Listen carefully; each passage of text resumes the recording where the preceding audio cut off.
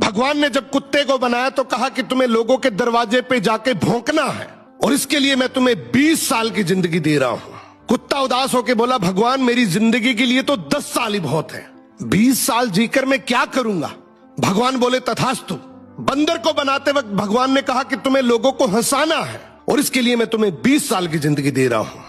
बंदर भी बोला कि भगवान मेरी जिंदगी के लिए तो 10 साल ही बहुत है। अब जब भगवान ने गाय को बनाया तो कहा कि तुम्हें पूरी जिंदगी मेहनत करनी है और अपने बच्चों का पालन पोषण करना है, इसके लिए मैं तुम्हें 60 साल की जिंदगी दे रहा हूं। गाय बोली कि भगवान 60 साल जीकर मैं क्या करूंगी, आप मुझे बस 20 साल ही दे दीजिए। लेकिन जब इंसान की बारी आई तो भगवान ने कहा कि मैं तुम्हें 20 साल की जिंदगी दे रहा हूं जिसमें तुम्हारा जो मन करे वो करना।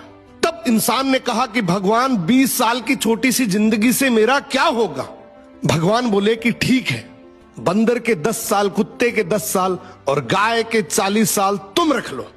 इसीलिए इंसान पहले 20 साल खूब खाता पीता और मौज करता है, फिर 40 साल उसे गाय से मिले, उनमें वो बहुत मेहनत करता है और अपने परिवार का पेट भरता है।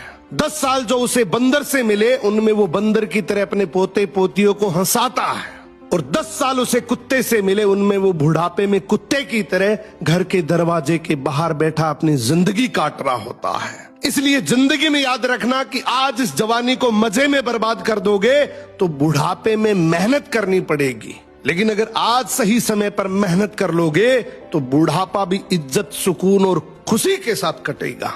शेयर करो ये रील अपने दोस्तों को ताकि वो भी समझ सके कि जवानी बर्बाद करने के लिए नहीं बल्कि मेहनत करके कुछ कर दिखाने के लिए होती है।